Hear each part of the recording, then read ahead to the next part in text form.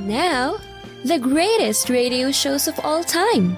Suspense. The Shadow Node. Washington calling David Harding, counter-spy. Classic radio theater. The Great Gildersleeve. Fibber McGee and Molly. Dragnet.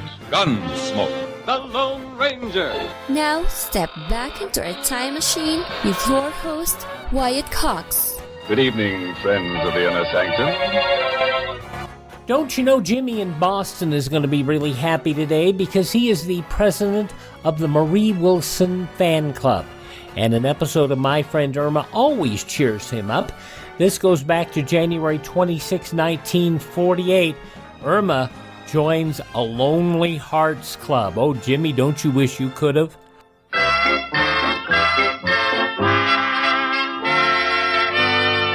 Lever Brothers Company, makers of Swan, the soap with the exclusive super creamed blend, presents Our Friend Swan with My Friend Irma.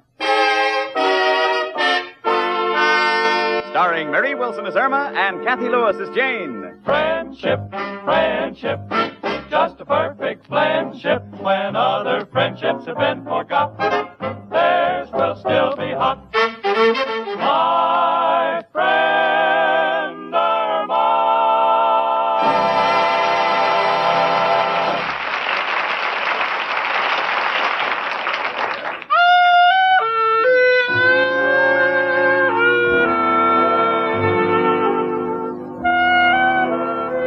Originally, when I came to New York, I lived alone in a boarding house. It wasn't bad, but before long I was talking to myself. Right then and there, I decided to find a roommate. That's how I happened to be living with Irma Peterson. Now I have someone to talk to. You know, the conversation made more sense when I was talking to myself. For instance, a few minutes ago, I said, Irma, I don't think those wall brackets give us enough light. Why don't we buy a bridge lamp? And Irma said, A bridge lamp? But Jane, what if we want to play gin rummy?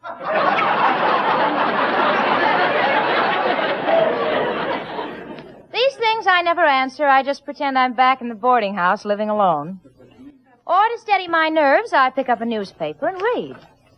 Jane? Yes, Irma? What are you doing with the newspaper? Reading? Yes, honey. What are you reading? Oh, it's just an article on psychology as applied to marriage. Well, it must be wonderful. Psychology? No, marriage. What's it say? Oh, it's just a series of questions designed to see if a girl and the man of her choice are suited for each other. Well, isn't that unusual? No, why should it be? Well, when Al and I sit on the sofa, he never asks me any questions, and we get along fine. Well, honey, there's more to it than that. This article approaches the problem of compatibility with scientific introspection. Oh, that's nice. What did I say, Irma? Something about an inspection, but I didn't get it. Well, let's just forget the whole thing, Oh, huh? no, Jane, please read me some of the questions, because I've been very worried about how Al and I will get along after we're married. Oh, Irma, are you still thinking seriously of marrying that unemployed moocher? Oh, what can I do, Jane? I love him. Ever since I've known him, I've been in a trance. Oh, come now, you haven't known him that long. I mean, well, honey, if you're really worried about how the two of you will get along, why don't you try this test on yourself? Oh, I want to, Jane. Please read it to me. All right, sweetie. Let me see. Does the man you intend to marry keep appointments? Is he punctual? Punctual? Why, Al is in line for his unemployment check even before the office is open. Mark down 1. 1. Yeah. Now, is he the type of man you would ever be ashamed to be seen with? No, because we never go anyplace. No, honey, if you want to take this test, now, you've got to be honest with yourself. Now, what do your friends think of Al? What do I care? I can get new friends. Well, you better give yourself a 0 on that one. Gee, this is just like school. I'm getting zeros again. What's the next question, Jane? Do the two of you like to participate in sports? Well, I like swimming and tennis. Yeah, and what about Al? Jane, is tilting pinball machines a sport? Well, if they catch you, yes, and you may have to sprint up a few alleys. Irma, so far, you see, you and Al have very little in common, psychologically speaking. Well, there must be something that attracted us to each other. Well, I know what attracted Al to you. What? You've got a job. Look, now, Irma, just prove it to yourself. Now, answer the questions they have here, honey. Do you like dancing? Yes. Does your boyfriend? No. Do you like to go to the theater? Yes. Does your boyfriend? Only when he has a pass. Well, according to this psychological test, the two of you just don't click. Maybe you're right, Jane. Lately, I've been having my doubts, too. Yeah. What are you going to do about it? Well, Al will be here any minute, and I'm going to give him one more chance. Either he will change, or this is the end. Well, that's up to you, honey. Come in. Hello, Jane. Hiya, chicken. Hello, Al, honey. Well, I've got to run along, kid. Hey, hold it, Jane. You mean you don't even want to hear about my new deal? Can't wait. You will love this. It's a racing form printed on a large cookie. So after a day at the track, you still got something to eat.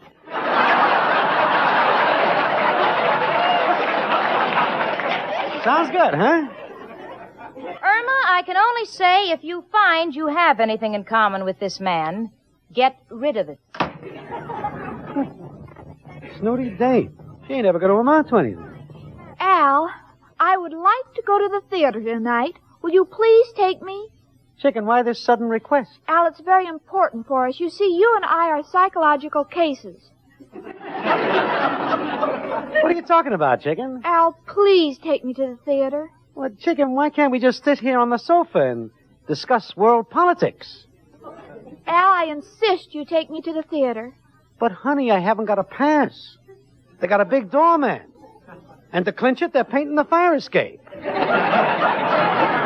Well, let's pay our way in. Pay? Chicken, you are tampering with my principles. There's no use, Al. We have nothing in common. We might as well face it. You and I need a scientific inspection. What? We're not combustible. Don't you mean compatible? What's the difference what I mean? We're just not meant for each other. Chicken, you mean that? Yes, Al. Let us just consider this experience an interlude. A motel on the highway of life.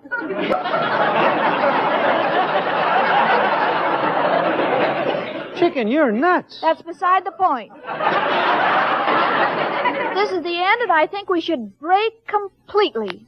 Well, Chicken, I don't know what to say. But if you think you'll find more happiness with another, here's your ring back. Thanks, Al. And here's a pawn ticket for the one you promised me. Maybe you'll change your mind someday. Well, goodbye, Irma. You're a swell kid. I won't ever forget you.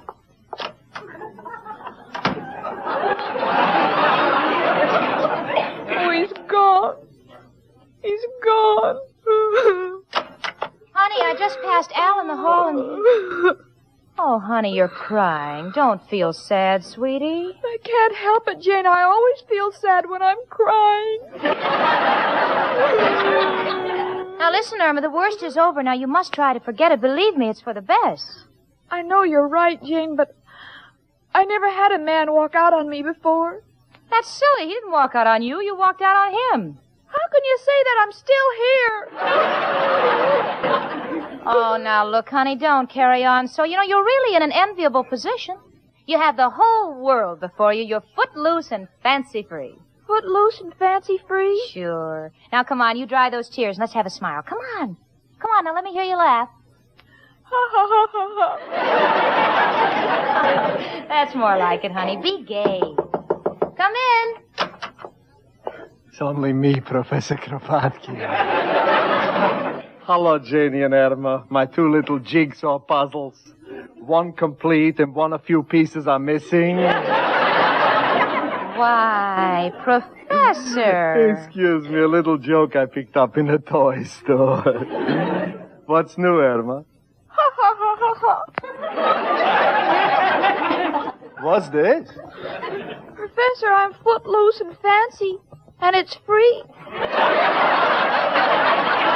Irma. Oh, Professor, Al Al and Irma have parted, and she's trying to be gay. Oh, so it's finally happened. I knew it would someday. Don't feel too badly, Irma. Oh, I remember when I broke up with that nagging wife of mine. She went out and found somebody else. Did the new fellow make her happy? No, he made me happy. He beat her up every day. Why, Professor. It's only a little kidding to cheer Irma up. Irma, my little bit of honey, you've got to learn to face the unpleasant things of life, too. Take that room I live in upstairs. It's full of bats and mice and rats. And the rain comes through the roof. But do I take a gloomy view? No. Where else can a man go hunting and swimming without getting out of bed? But I'm afraid I'll miss Al. Now look, Irma, before I go, I want you to remember an old saying. A stitch in time will save 9. Well, how does that apply to me? It don't. This is a slogan for tailors. But there's a very old saying I like. It takes a heap of living to make a home. Well? Well, I think I'll go up to my home and clean out that heap so I can live in it. Goodbye. Oh, Jane, I made a mistake. I'll never find another man like Al. Now, you made a decision, Irma. Don't be a weakling. Guess you're right, Jana. I'm just going to look around for someone else. Good. Who can that be? Maybe it's Al coming back. Come in. Hello, dearie. Oh, Amber Lipscott. What a surprise. You remember my roommate, Jane. Yeah. You mind if I take my shoes off, Irma? My feet are killing me. If you don't mind, I think I'll leave. What's the matter, dearie? Ain't you never seen feet before? Yeah, but not in such quantities. I'll see you later, honey. Gee, ain't it wonderful the way we hate each other? But that's not important. You know why I rushed over, dearie? Look. Oh, Amber, an engagement ring. 14-karat gold. Oh, Amber, what a beautiful setting. Yeah. Next year I get the stone. Amber, I wish you all the happiness in the world. Why are you crying, dearie? Well, you're engaged, and Al and I just broke up. So what? This town is crummy with guys. Look, Irma, if you want a fella, do like I did. Write to the Lonely Hearts Club. Lonely Hearts Club? Sure, they got stuff lying all over the place. And it's perfectly confidential. They give you a number. And if you're lucky like me, they don't ask for a picture. Oh, you mean I could get a number if I wrote to them? That's right, dearie. Nobody uses a name. Look, say you're number 12. Then the fella might be number 34. And all mail goes right to a box, so we don't even know where you live. And vice versa. Gee, do you think I ought to try? Dearie, don't waste no time. Inflation is coming. You don't know what you'll get. Just do like I say, huh? All right, Amber. I'll do anything to meet some new fellow. Oh, you can't miss, dearie. And wouldn't it be wonderful if my husband and I ran into Al someday and I could say, Al, congratulate me. I'm Mrs. 94.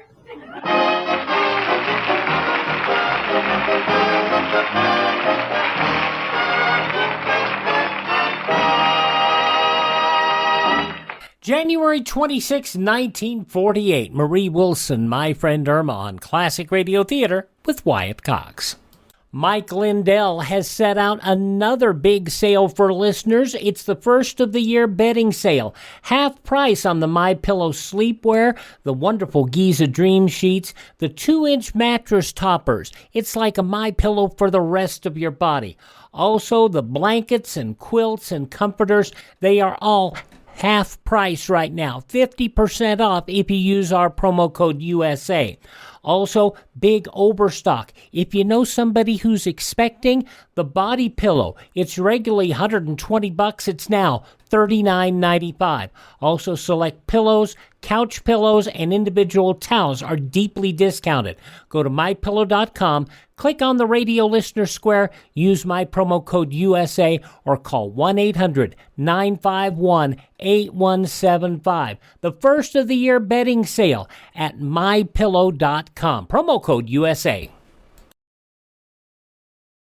Thanks for tuning in to Classic Radio Theater with Wyatt Cox. Yeah, that's me here on your favorite station. We continue now with more of My Friend Irma, starring Marie Wilson, January 26, 1948.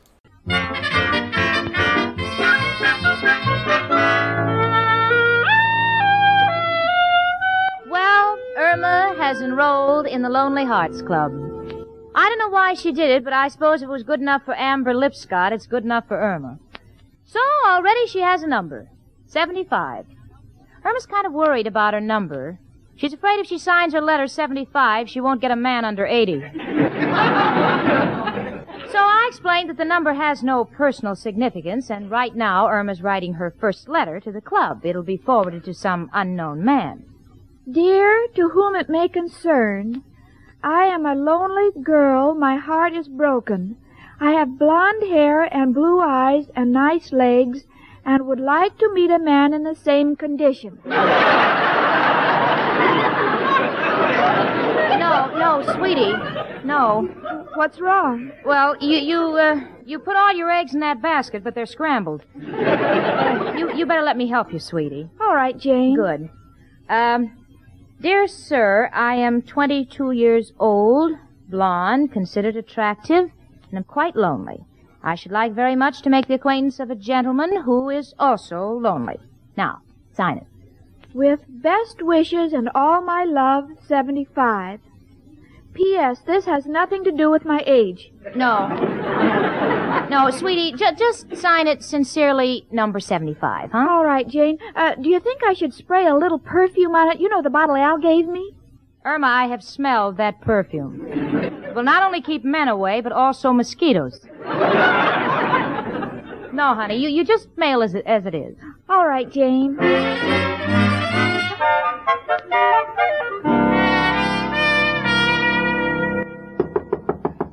Come in. Hello, girls. Oh, hello, Mrs. O'Reilly. This letter just came for you, Irma. I didn't mean to peek, but it says Lonely Hearts Club on the envelope. Oh, it's here. But, Irma, I don't understand. What about you and Al? They broke up. Oh, well, Irma, darling, don't feel too badly. Yeah. Go on, honey, go on. Read the letter from the Lonely Hearts Club. I'm just dying of curiosity. Go on. All right. My dear Miss 75, in answer to your letter, I too am lonely. What can we do about it? Signed 33322. Oh, Jane, that's a wonderful number. What do you mean wonderful? Oh, we'll have a big family. I don't follow you, sweetie. Well, in poker, 3 threes and a pair of twos is a full house. I know, Irma, but don't go jumping to conclusions. You don't even know this man. Oh, Miss O'Reilly, I'm so excited. Imagine getting an answer so quickly. It's only me again. Hello, girls. Why do you all look so happy? Irma has a new boyfriend. Wonderful, Irma. What's his name? 33322. Irma, a convict. Listen to me. Go back to Al. At least he wasn't caught yet. No, Professor. Irma's been corresponding through the Lonely Hearts Club, and everyone has a number. Oh. Congratulations, Irma. And take the advice of an old man. Find out what the man is like right away before you get involved. Oh, I'm going to. But first of all, I'm going to find out one thing. If he has a job. You know what I just went through with my ex? Your ex? Yes.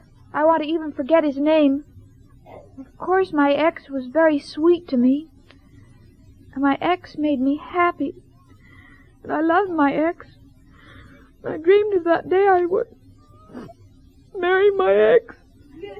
Irma, you're slipping. Now remember. Oh, yes, I must be gay. Ha, ha, ha, ha. Now, honey, there's no time to waste. Come on, let's answer the letter. All right.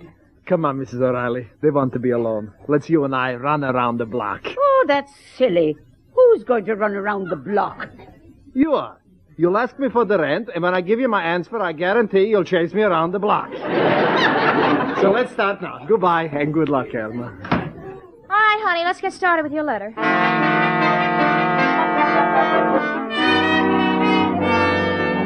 Well, Irma has finished her letter, and I'm proofreading it for her. It says, Dear 33322, do you mind if I call you Dear 32?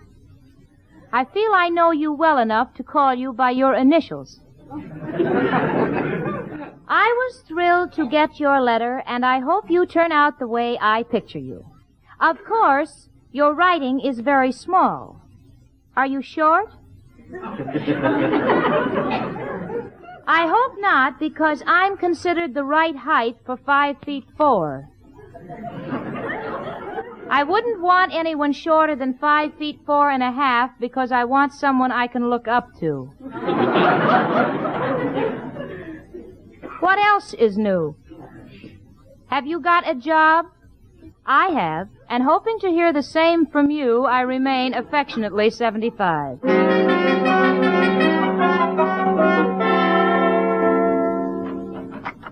Yes, sir. What can the Lonely Hearts Club do for you? Well, my name is Al. My number is 33322. I'm corresponding with a girl numbered 75. Any mail for me? I'll look in the box. Oh, yes. Here's a letter for you, 33322. By the way, how are you getting along with your correspondence? Well, frankly, the dame seems a little cracked. But I'm so anxious to get over this lump in my heart. You know, the girl I love jilted me, that I'll try anything. Oh, here you are. Good luck. I wonder what's coming up. January 26, 1948, My Friend Irma on Classic Radio Theater with Wyatt Cox. Oh, come on, I hate you. You have no right to speak to me. You're stupid, you're evil. You believe in your God, guns, and gold. You shouldn't have the right to vote. We must fix this disgusting country now. We want socialism now. Whoa there, little fella. Our U.S. Constitution protects your right to say these things, even if they are drivel.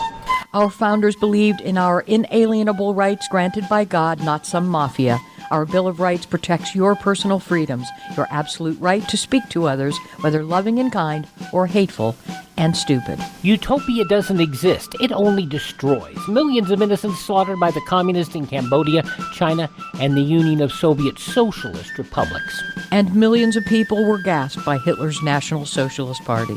Where do you stand? Help us save the Constitution and restore our American dream.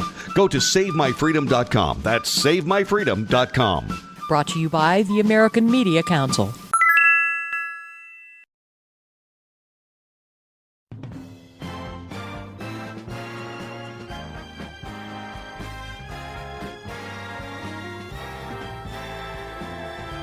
Thanks for tuning in. I'm really glad you're here for more of Classic Radio Theater with Wyatt Cox. Yes, that's me.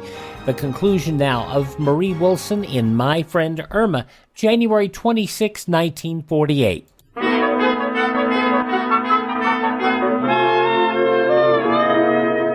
Well, for the past 3 days, I've been hearing nothing but 33322 and 75 until it's just coming out of my ears. You know, if those two ever get together, I think they'll have to be married by a bookkeeper. But of course, since the letter that Irma's expecting today should contain valuable information about her new phantom boyfriend, I was just as excited as she was when she said, Jane, the letter, it came. Oh, isn't that wonderful? Come on, honey, read it. No, you read it to me. I'm too excited. All right, I will. Dear 75, thank you for your letter. I was hoping the girl I was corresponding with was a Vassar graduate, but it seems quite impossible since I noticed you spelled considered with a K. However, none of us is perfect. He spells perfect, P-E-R-F-E-K. Oh, go on, Jane. All right. You ask me, have I got a job? Well, 75, as number to number, let me inform you that I have worked hard and steadily all my life as head of a big steel corporation, and now I'm prepared to retire. How are you fixed financially? I am perfectly healthy, tall, and so handsome it's disgusting. Yours devotedly, 33322. Oh, what do you think, Jane? I don't know, sweetie. This is either a genius or a crackpot. But anyone should be an improvement over Al. I beg your pardon, your ex. Shall I answer him? You know, I think it's about time you met him. All right, Jane, I'll write him to come up here. No, honey, not for two reasons. First, if you don't like him, after you've met him, we don't want him hanging around here. And secondly, we want to make a good impression on him. Well, how do I go about that? Yeah. Well, Richard and I are having dinner at the Papillon Club tomorrow night. He can be our guest. But how will he recognize me? Well, write that you'll wear a green hat. But what if someone else is wearing a green hat? He's liable to marry the wrong girl. Yeah. Well, tell him that you'll leave your number with the head waiter, and Henri will bring it to our table. All right, Jane, I'll sit down and write him a letter right away. Yeah, honey. And listen, in your letter, try to make yourself attractive. Show an interest in what he's doing. Well, if he's in the steel business, what can I say? I don't know. Say that you realize that steel is the backbone of this country and that you're fascinated by blast furnaces and trust he finds you interesting. I got it. Now, what are you going to write? It must be interesting to steel blast furnaces. And I trust you will like me because I have one of the nicest backbones in the country.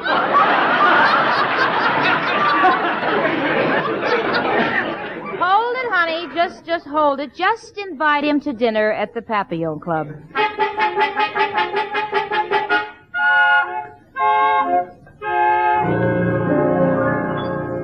Well, we're at the Papillon Club, Richard, myself, and number 75. We're waiting for 33322. I must say 75 looks adorable. She's wearing a green hat. She's taking no chances. On it is a 75. She took a label from a can of Heinz beans that said 57 and reversed the numbers. And since this dinner is costing Richard a pretty penny, I, too, am very curious to see what Irma's landed. Honey, Irma, smile. Come on, look happy. I'm sorry, Jane. I was just thinking. About Al? Now, Irma, what did you promise? Ha, ha, ha, ha, ha, ha. It's better. Irma, you say this Mr. 33322 is in the steel business? Yes. Well, then I must know him. Oh, I'm sure you do. Well, it's going to be wonderful to have dinner with an old friend. Oh, sure. You know, every time we've been out together, I'd look across the table, and who would I see? Ow! Chicken, you're wearing a green hat. And you're wearing a carnation. 75. Al, you're not 33322. Well, I sure am.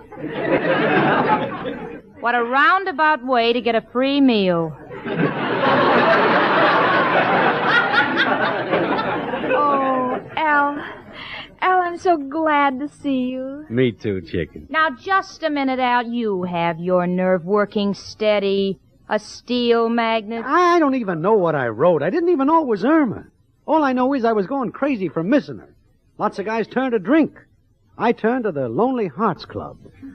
Oh, Al, it's all my fault in that psychological test. What's the difference, Chicken? Just wanted you to know I love you and I always will. Now, Jane, if you want me to go, I'll go. Sit down, Al. Sit down and order. No, thanks. I'm not hungry. No wonder you ate half my platter while you were talking.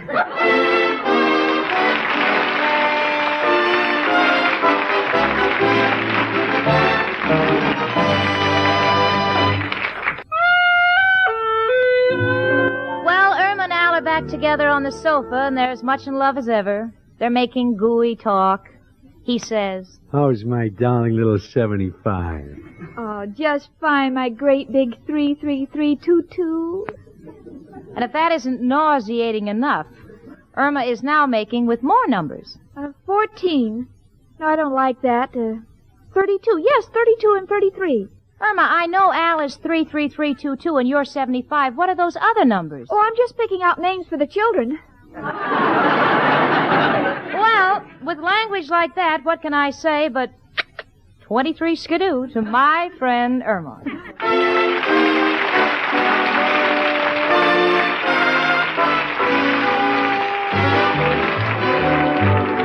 My Friend Irma, presented by Swan, another fine product of Lever Brothers Company, was produced and directed by Cy Howard. Tonight's script was written by Cy Howard and Park Levy. Frank Bingman speaking. January 26, 1948, My Friend Irma on Classic Radio Theater with Wyatt Cox. Here's some great news. If you missed the deadline to sign up for health insurance, or if, like a lot of people, you just have a plan you're not happy with, you still have a choice. It's called MediShare. It's a Christian healthcare sharing program. There are more than 400,000 members now, and they love it. In fact, Medishare has double the customer satisfaction rate compared to that of health insurance. And Medishare really is the gold standard when it comes to healthcare sharing. It's been around more than 25 years. Members have shared more than $4 billion of each other's medical bills. Plus, Medishare is for you. It has saved its members billions by advocating on their behalf. Best of all, the typical savings for a family is around $6,000 a year. So if you think you're stuck with a high-cost health plan that doesn't have much to offer, think again. Medishare has a 98% customer satisfaction rating, and you are invited to be part of it. Call now. 833-34-BIBLE. That's 833-34-BIBLE. 833-34-BIBLE. Now on Classic Radio Theater with Wyatt Cox, an episode of the serial Chandu the Magician. This was originally broadcast January 26, 1949. In Calcutta, Lao Tsing's hero worship of Frank Chandler, who had saved him from Dr. Shaw in the Siamese jungle, has been transformed by the demoniac doctor into an uncanny ability to impersonate Chandler. Helpless to resist the hypnotic influence of Dr. Shaw, Lao Tsing is to be used as the instrument of Chandler's death. But at that moment, Roxor arrives. He is now convinced that Chandler's occult powers, which have so often blocked his scheme of world conquest, are somehow due to the great emerald given Chandler by his teacher, the yogi. Under Roxor's orders, Dr. Shaw forces Lao Tsing to telephone young Bob Reagent at the hotel, imitating Chandler's voice, and instructing Bob to take the great emerald to the room of Stewart Blackburn. But Bob hesitates for the moment. Chandu the Magician. Bob, put your hand over the mouthpiece. Why? I don't think it's Uncle Frank at all. Oh, Mother, of course it is. Who could sound enough like him The man who called Mr. Blackburn and said he was Frank Chandler. That man can't be calling from Mr. Blackburn's room, Mother. I know. Bob, tell him you'll bring the emerald and then hang up. If it really is Uncle Frank. No, wait, Mom. You take the phone and stall him. I'll go up there and see. No, Bob. Sure. Keep him talking while I run up the stairs. If it isn't Uncle Frank, maybe you can find out who it is. Hello, Frank. I'm sorry to keep you waiting.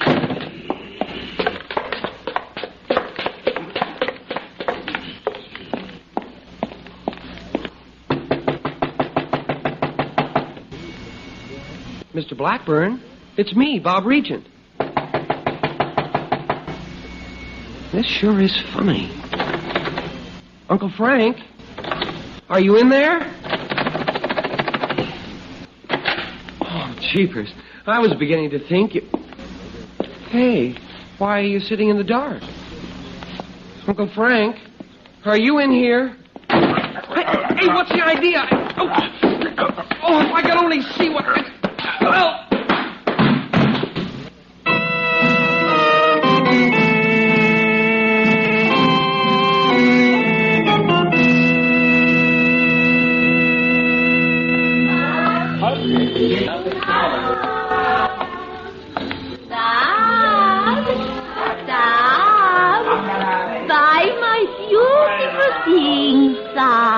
No, thanks. You like in slippers from him, Saab? Yes, only 10 rupees sari.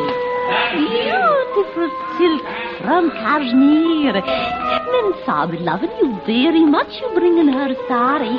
Look, Saab, blue like the sky. How much? 50 rupees, Saab. I'll give you 20. I am poor, Saab, my children starve. Give me 40 rupees for the beautiful sari. 20, and I haven't time to bargain. It's late. 30 rupees, only 30. Let it go. 20 rupees. It is yours, Saab. All right. Here you are. You are not stranger in India, Saab. No.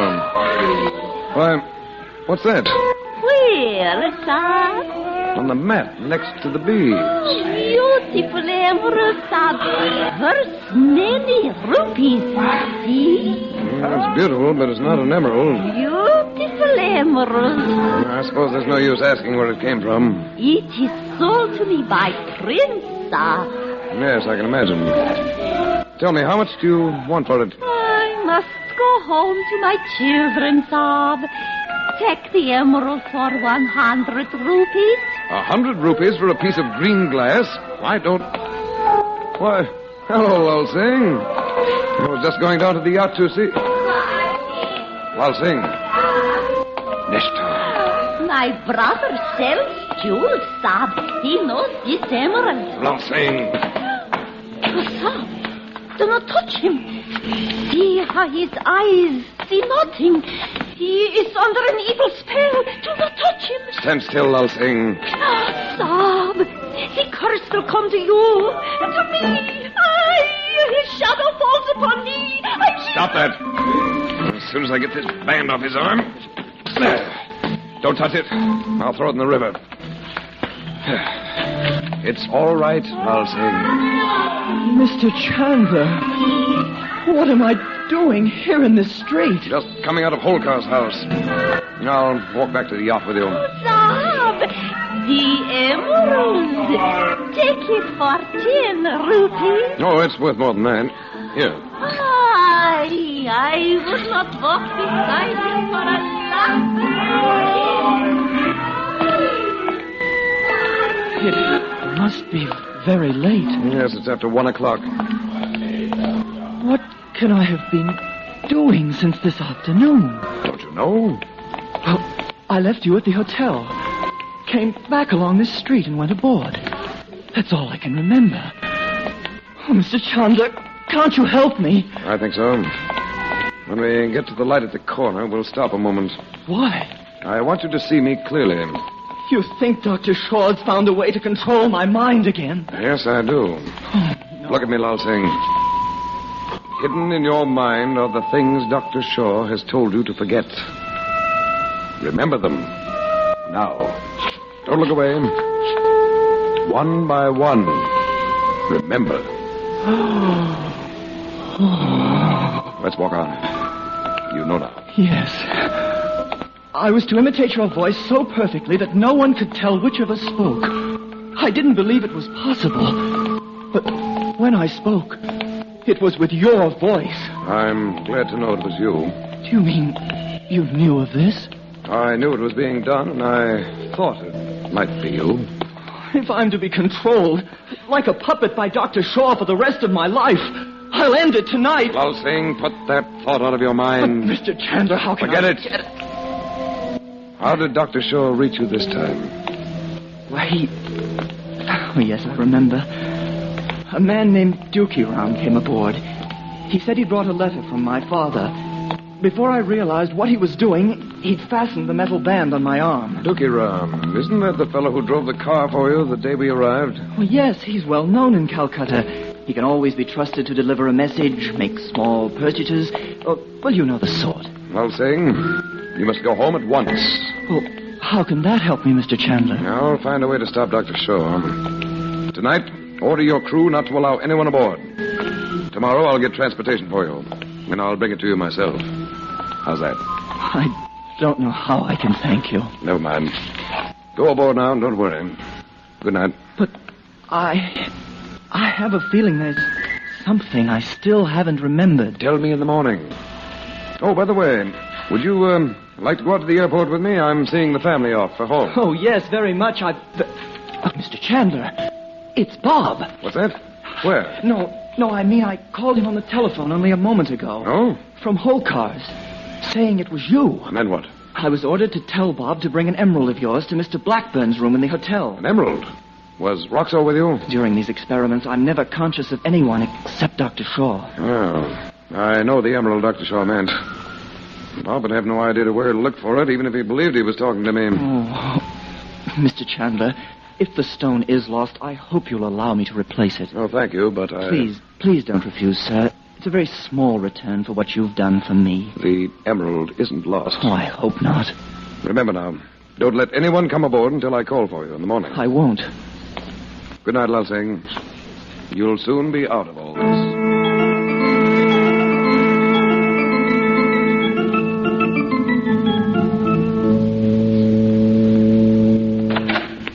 Well, night owls, don't you know what time it is? Oh, Uncle Frank, we were just... I brought you something, Betty. Sorry. Frank, Were you in Mr. Blackburn's room? No doubt. But I met Lao Tsing in the street. You did? Yes, he's been doing all the telephoning in my name. But what's happened to Bob? Did he really go up to Blackburn's room? Yes, a few minutes ago. What? When he didn't come right down, I thought I'd been wrong, and you really had called him. I'll go up and see about it. We'll go to the foot of the stairs with you. What was Bob going to do about the emerald? He thought you needed help, Uncle Frank. He thought you just said that about the emerald for an excuse. Oh? You two stay here. Mother, maybe Bob and Mr. Blackburn are talking. You know how Bob is about secret agents and things. He surely wouldn't... Frank? Just a minute, Dot. What is it? Frank, for heaven's sake, what is it? The room's a shambles. It looks as though there was quite a scrap in there. Oh, no. But it's empty. I turned on the light. Bob's gone.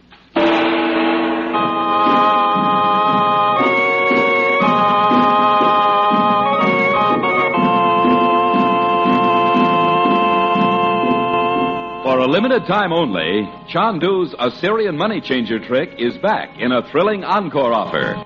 Yes, if you act quickly, you can have this magic trick to mystify and entertain your friends for just 25 cents and the box top from a package of White King granulated soap or 3 Sierra Pine toilet soap wrappers mailed to Chandu, Los Angeles 21.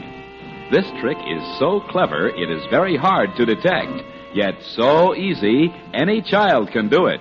Listen. You lay a penny on a table. Cover it with the mystic ruby block, the money-changing block. So coot, you say, and raise the block. Lo and behold, the penny has become a silver dime. Make magic your hobby. To get your Assyrian money changer, send 25 cents in coin and 1 White King soap box top or 3 Sierra Pine toilet soap wrappers to Chandu, Chandu, Los Angeles 21. Don't delay. Send for your money changer tonight.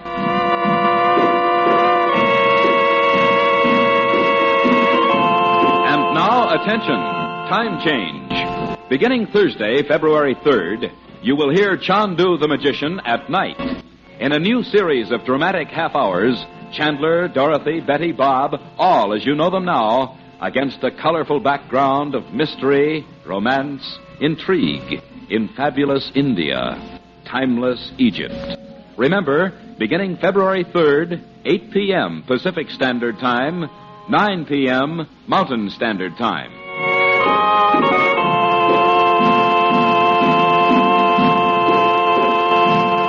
Broadcast over the Mutual Don Lee Network on the west coast of the United States, Chandu the Magician, from January 26, 1949, here on Classic Radio Theater with me, Wyatt Cox.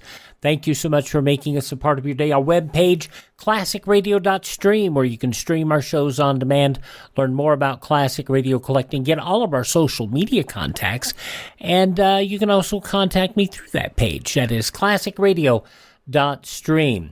If you miss a day, you do not have to miss a single show. All of our shows, 21 hours a week, are available anywhere podcasts are served, including iHeartRadio, Spotify, Spreaker.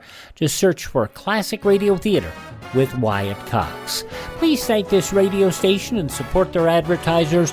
Most importantly, tell your friends the great radio shows are right here at this spot on the dial. Classic Radio Theater on your favorite radio station.